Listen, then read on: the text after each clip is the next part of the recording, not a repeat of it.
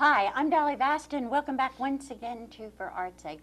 I am so excited about my guest because not only is he considered one of the world's greatest bassos, but he is also the longest reigning lead guest artist at the Metropolitan Opera. He is Jerome Hines. Jerry, welcome to the show. Thank you very much. You know, I'd like to set the record straight. I'm right. not the world's greatest basso. I'm only the second. You're only the second? Yeah. Well, I said one of. You want you want to know who the first is? All right. Who's the Hasn't first? been born yet. Okay. Oh, that's wonderful. That's wonderful. Which leads me into something that I thought of earlier. You have received so many accolades. World's greatest, most amazing, King of Broad Street, so on and so forth. Are you ever embarrassed by any of these accolades, or do you think, hey, well, I've earned them, I've earned them? The proper thing for us to do is really to act embarrassed. We should act embarrassed because then we come off real humble, you know, and you can be proud to say, I'm the humblest person I know kind of thing. And, but we like to hear them, but sometimes they get a little bit far-fetched. Mm-hmm. And I think one of the best descriptions that I heard that really pleased me, somebody asked a very close friend of my wife's and myself, what is Jerry Hines like? And this lady said, well, he's a chemist, he's a mathematician, he's an opera singer, he's an author, a composer, a scuba diver, and he's 17 years old. And that was the part I liked, because I guess I am just the irrepressible, eternal teenager in spirit. And perhaps I have grown more, I'm not going to say conservative with my growing years. I've grown more practical. I've seen life for what it is and know that some of the things I believed when I was that age are not really for real. Mm-hmm. But at the same time, I have, rather than having lost my zest for life, I think it's increased. The sense of adventure has increased. I have found more and more opportunities to express myself in so many different ways, and I love it. If I write a book and the book is successful, then I love being an author. If I write an opera and it's produced and I get good reviews here and there, I love it. And each time I try some new thing, and I'm always dragging my poor dear wife along with me doing new things. She has to pay for all my crazy ideas. Only 6 years ago, after 10 years on a tropical island, where we have spend 3 months of the year on the island of Bonaire, I finally got a scuba tank on her back. Now, this is after we had been married already something like 24 years. I get a scuba tank on her back, and she doesn't want to do it, of course. This is crazy. But she wanted me to quit diving because it was too dangerous, so I decided she better learn. And as of the present time, she's done 145 ocean dives. She's been as deep as 130 feet. And so she's a pro now. So she has to go along with me on these things. And I think it's given her certain joys in life to have her horizons expanded. But that's sort of my lifestyle, is just trying more and more innovative things. Isn't that unusual for an opera star or a person of your caliber in the theater to diversify so much? Yes, I remember back when I was at UCLA, I had 3 majors, mm-hmm. Chemistry, mathematics, and physics. And at the same time, I was becoming an opera singer. I took a year off from school to make my professional debut, and I was singing at the San Francisco Opera. And I remember I was in a classroom one day with a very famous man at that time, Dr. Hans Reichenbach, who was a great expert in probability theory. And he said, well, do you think that if you become an opera singer that you can maintain your interest in science and mathematics? He said, how can one do these kind of things, you know, mm-hmm. concurrently? And I said, well, I'm going to try. And it was a question of sort of juggling. Now, as a result, in college, I was a high B average, but I was never a straight A student. I wasn't Phi Beta Kappa. But you see, I was getting a triple major and becoming an opera singer at the same time. Mm-hmm. And so it was sort of a lifestyle for me. And the only way I think you can make it work really is if you live long enough to bring some of these things to fruition. And out of the science background, I have managed to maintain the mathematics, because that's something I can take with me. I can do it on an airplane. I can do math research on an airplane or in a hotel room. And I'm setting up a mathematics seminar right now for Montclair State College. Every year I do 1 or 2 seminars on my math research. I've got 6 papers published. So I enjoy, first of all, I have the springboard of being known through opera, which means that I can get attention that I wouldn't get otherwise. And a very famous mathematician here in New Jersey has taken some keen appreciation to my math research. And I said, well, what do I do now? He says, come on, go out and give more seminars. He said, you're an opera singer, you're well known. He said, nobody's going to turn you down. And I'll give you a typical example. I went to Minneapolis on the Met tour. I was going to be in town for about 4 days. So I called up the math department of the University of Minnesota. I called the head of the math department and said, I'm Jerome Hines, Metropolitan. Oh, he says, I've heard of you. I said, well, I'm a mathematician. He said, you know, I read that somewhere. You published in Mathematics Magazine. Yeah.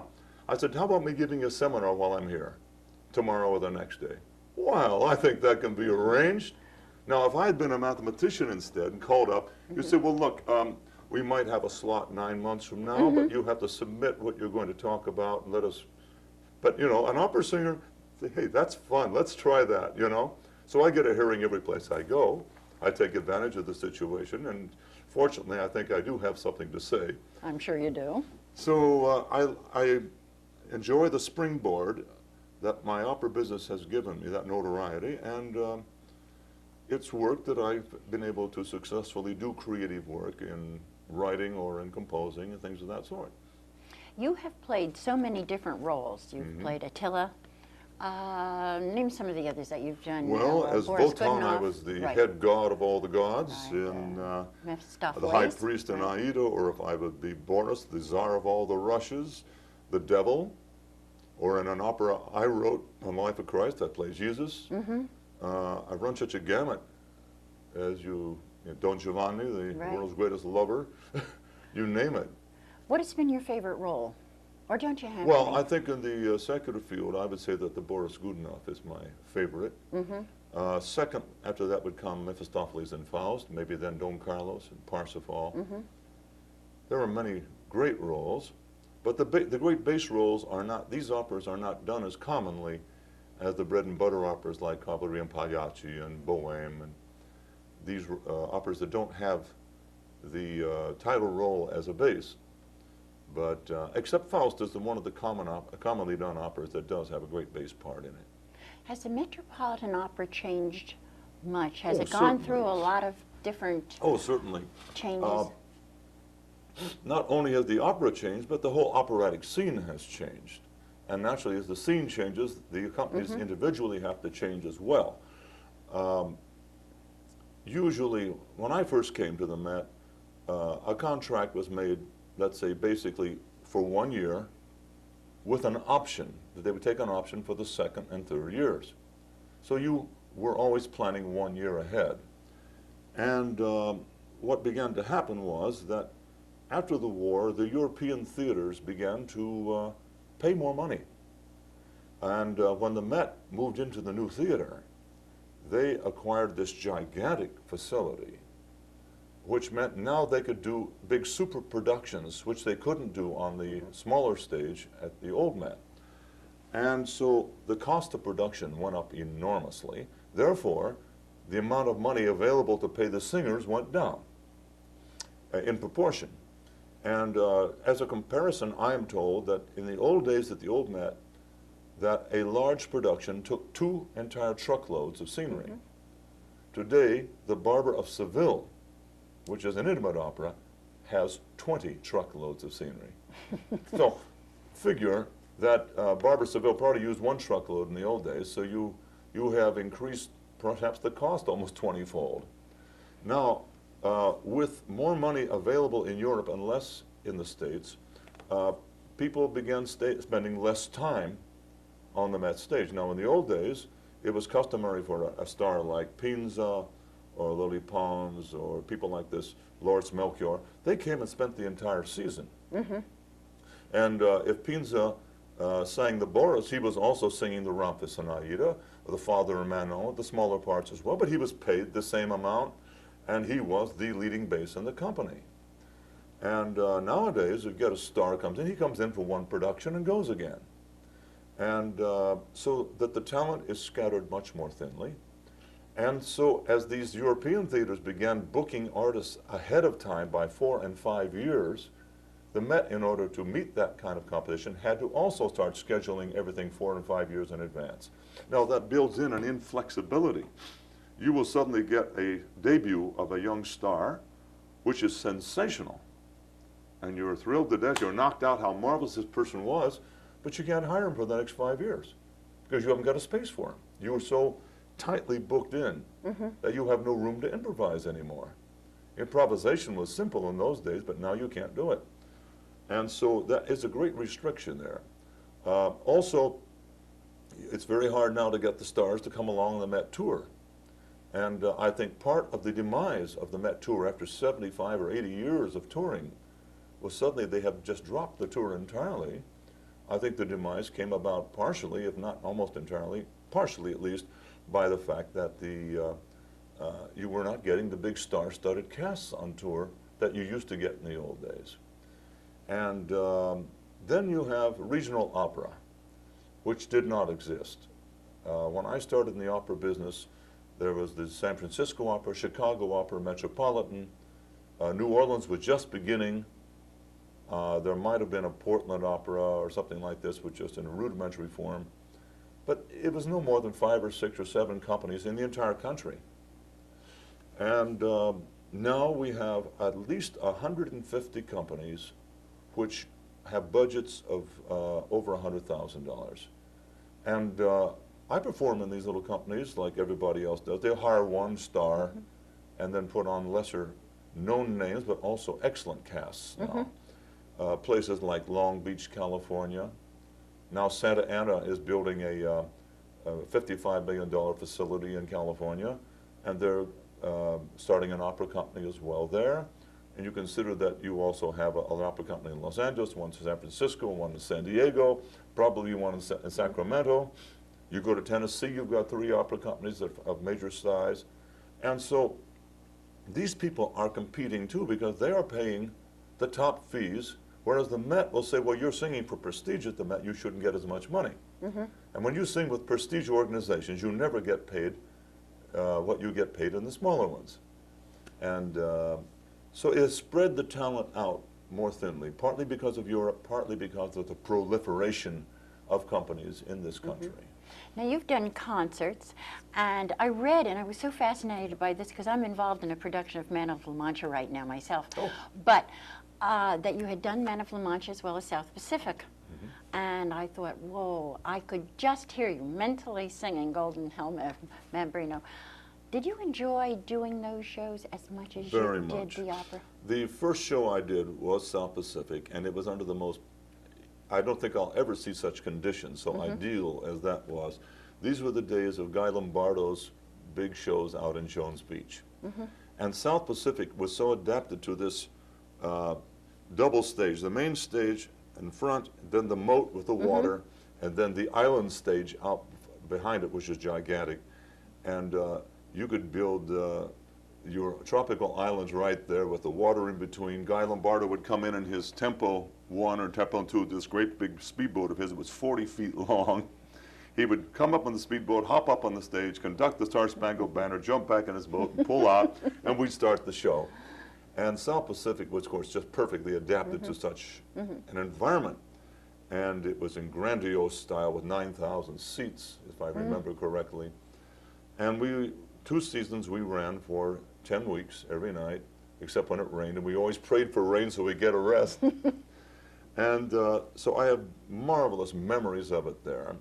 I did it also at Paper Mill, but Paper Mill I debuted in Man of La Mancha. Those are marvelous. And to me, that is even a much greater role. Although I love South Pacific, and the Bec is a wonderful part, but the La Mancha is just Don an out-of-this-world kind of a role. That's wonderful. And so I've done it for 3 seasons, 3 different seasons at Paper Mill, and I did a production of South Pacific with them, which we toured and did a whole run of 10 weeks. And I did South Pacific in the Muni Opera in St. Louis, and I did La Mancha up in Chautauqua, and things like this.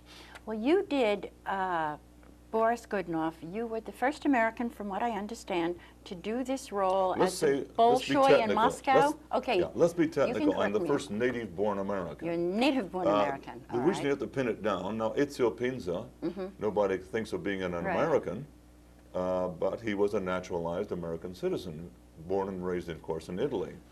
So he would be the first American, in that sense, to have done Boris at the Met. No, I didn't mean at the Met. I meant at the Bolshoi Oh yeah, the in Bolshoi. Moscow. But same. These distinctions have to be brought out. Oh, okay. All George right. London was born in Canada. Was an American. Took American citizenship. I was the native-born American. You were the so Native there's all American. kinds of Americans All doing right. Boris. But you did it on a very special evening, from what I understand, back in 1962. It was a very strange set of audience about it. circumstances. I originally was supposed to do Boris at the Bolshoi Opera in Moscow, and when the time came for me to go, I went to my manager, Mr. Hurok, for the information, and he said, and I read the itinerary, and Moscow was listed Novosibirsk Opera. Novosibirsk is a place in, in Siberia. And I says, what's this Novosibirsk Opera business? And Hurok says, he says, the Bolshoi is not doing Boris this year. They're preparing a new production for the Kremlin Theater. You're going to do the Boris in the Kremlin Theater with the Novosibirsk Opera, which is touring to Moscow. I had a fit. I says, come on. I said, I've prepared now for 2 years, preparing my Boris to go with the Bolshoi Opera. He said, look, all that counts is that you sang in Moscow. They won't know the difference. Oh, I had a fit. And this was 2 months before I was to leave.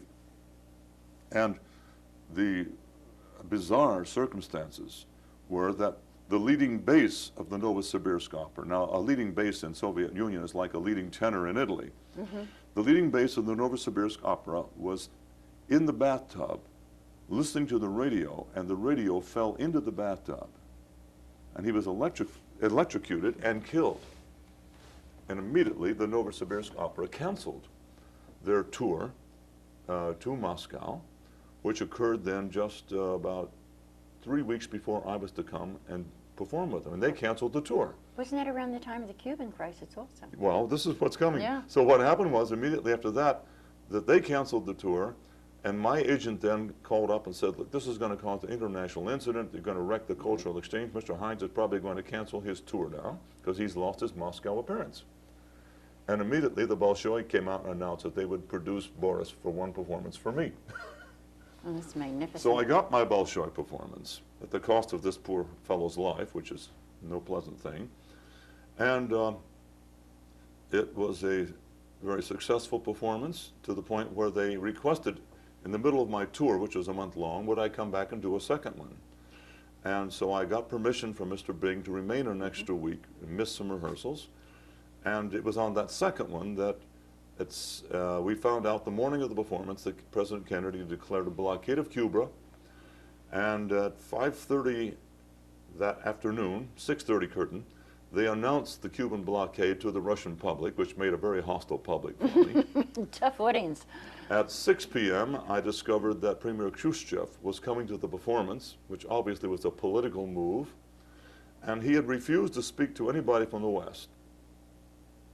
And what he did, in his typical dramatic way, he was making my wife and myself unofficial ambassadors to go back. He knew we'd be back in New York the next night, about 6 hours before we stopped the first Russian ship. And so he gave us a big reception after the performance, and finished the whole thing with a big flourish of a proposed toast to peace and friendship between our countries. You know, I want to see, because we're going to run out of time, and I've got so much to talk to you about, a piece of the tape that we are so fortunate to get of the Boris Godunov. You want to give us a fast run-in, because we're going to hear, we're going to be watching the hallucination scene. So you can set us up for it real fast, All the right. story. So one of the innovations that I had used when I was in Moscow on these Boris performances was a rather unique situation in which I have the ghost of the dead child chasing me about and I finally get aggressive about it, and I recommit the murder in my mind by grabbing a knife, and the ghost is now, the rightful czar is sitting on the throne chair, and I go put a knife through the child in my imagination. And it comes off very well on television, which you'll see. All right, let's take a look.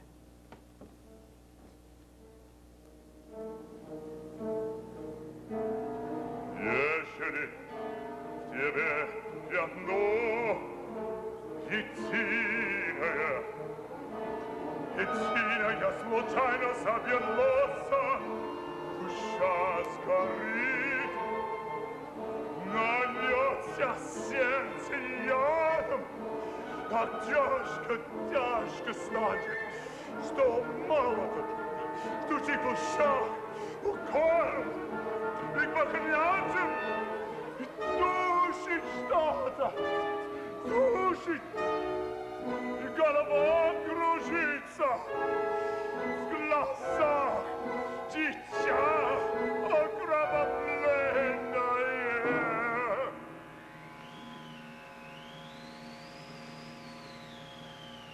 Он? Вот там! Что это? Там в углу! Колышется, растет, близится, дрожит и стонет. Чур, чур! Не я твой лихотрей, чур, чур, дитя, не я, воля народа, чур, дитя!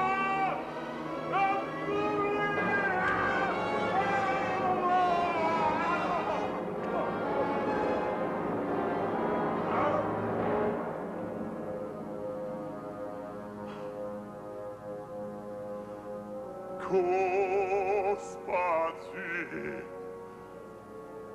Ты не хочешь смерти грешника.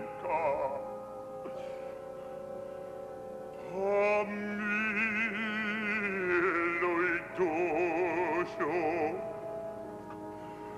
преступного царя. Бориса.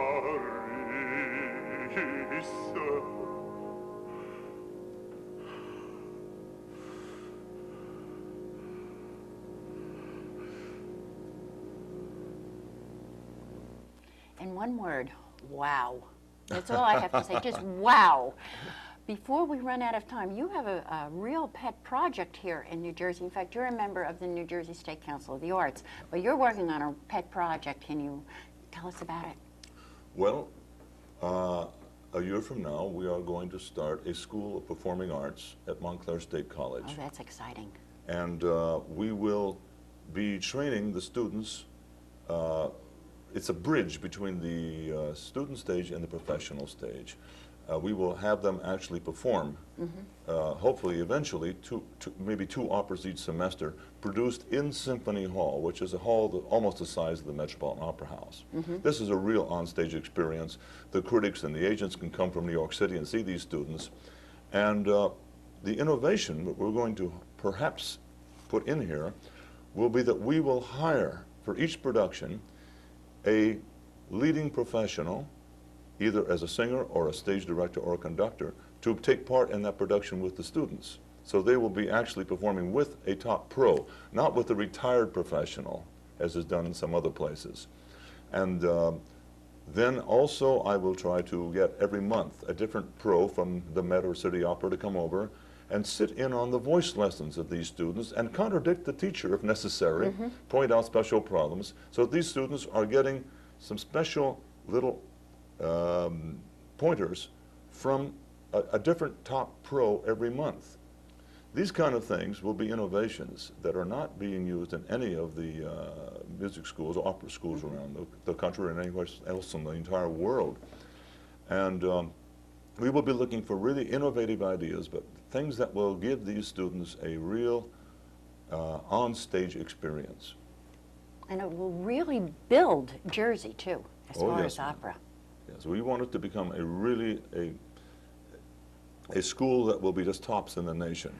We want everything to be first class. Second to none, as Tom Kane says. We Second want to everything none. to be second to none in the arts. You were honored by him, weren't you? That must have been exciting. Well, Tom has been, I wish everybody would just get out and honor Tom over and over again. We've never had anybody like him in the arts. He has brought the funding with the Arts Council up from something like about $2,000,001 to $12,006,000. And knowing Tom, he still considers this is only the beginning. He wants everything in New Jersey in the arts to be absolutely first class. And that's what we want Jersey to be, have its own identity, not to be parasitic upon New York and upon Philadelphia, Right. but to have our own identity and make it really first class. Well, I'll tell you, I really don't know where the time has gone. Jerry, I had so many things I wanted to ask you. I had about 3 sheets of things, and time just ran away. Will you come back again sometime in the Love to. future and be a guest? Love to. You have been absolutely marvelous. We've all been so excited about having you out here anyway. I woke up at 5:30 this morning and said, boy, I can't wait to talk to him when he gets here. To all of you out there, I hope that you had as an exciting time as I had watching this interview show today. And I hope all of you will join me again next month. And in the meantime, take care.